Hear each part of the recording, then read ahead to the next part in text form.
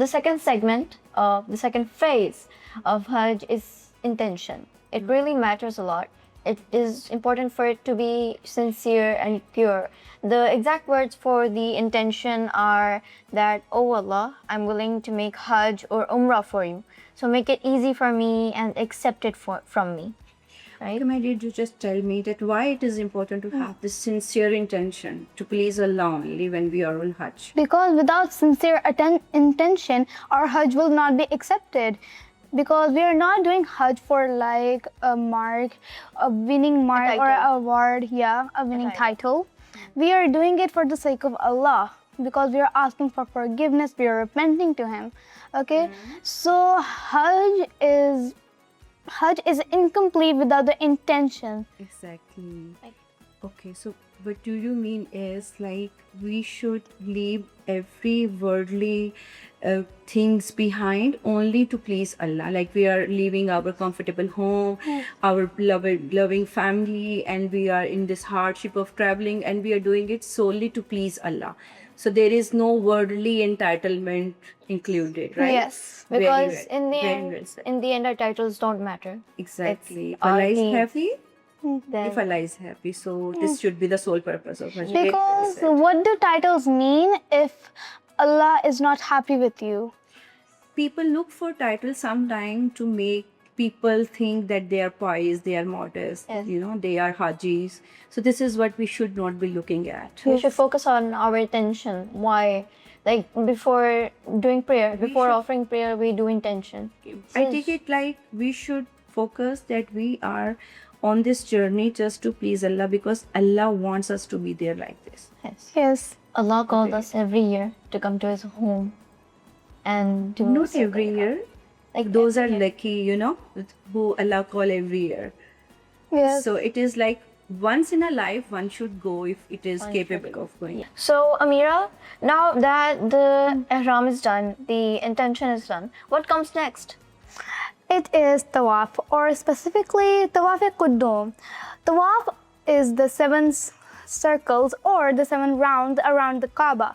But before starting each round, the Muslims or the pilgrims must kiss or touch the black stone, also called the 𝗷𝗷. Very right, Amira.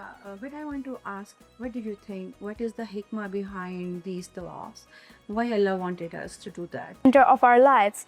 All of our other desires come secondary, but the forgiveness and the devotion to Allah comes primary. It is first. The center. Yes. Yes, definitely. Very right, sir. Very right. I'm really glad that you know a lot about Hajj, mashallah, mashallah. Yes. Thank you It's so a good much. thing to know. Because inshallah one day when we will go there, and we all will go all there. Muslims, we should have this utmost desire in our heart. If we are not invited this year, we should always pray that Allah please invite us. Having this desire and praying, this is also ibadah. So see, Allah is so kind. If you cannot go, you cannot at least pray. You can look at the Kaaba and then you can pray.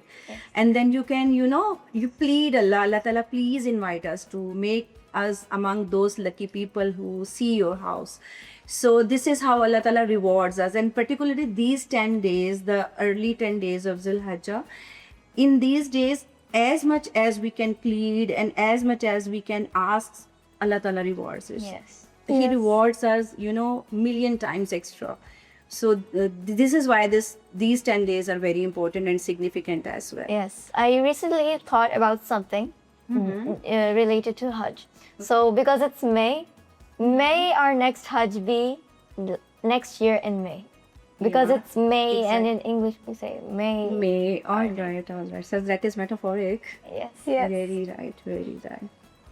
So what comes next after you have done your ihram, your intention, and the first tawaf as well? What comes next? Sa'i is done after.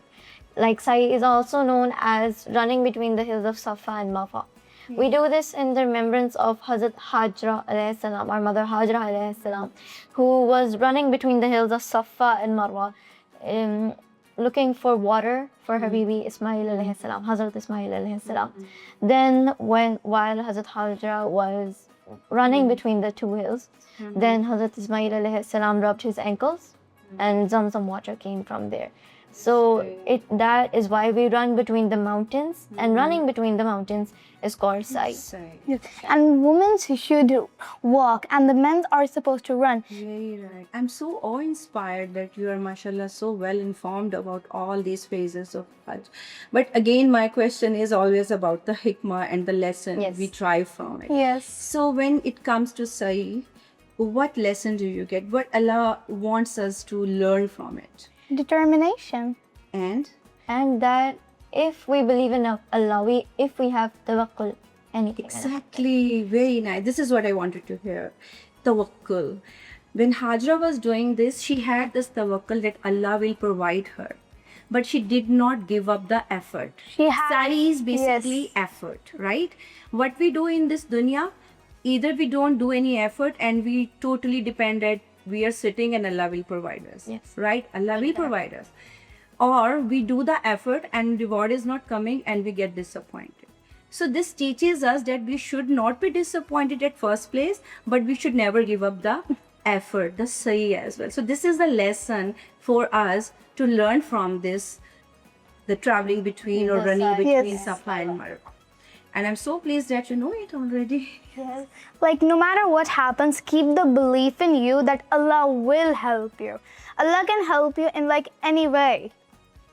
Yes, exactly. That keep the belief that you should not give up, and inshallah sooner or later Allah will reward you. See what happens, sometimes we pray and Allah grants us the same thing that we pray.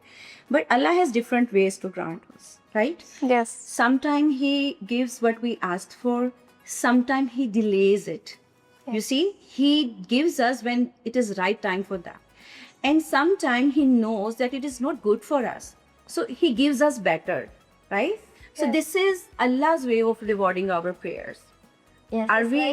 Are we sure about it? Yes. We have tawakkul and we have faith. Yes. And are we going to give up the prayers? No. Never. No. And are we going to give up the efforts? No. So this is the lesson from sa'i. And I'm so glad that you know it. Always keep tawakkul.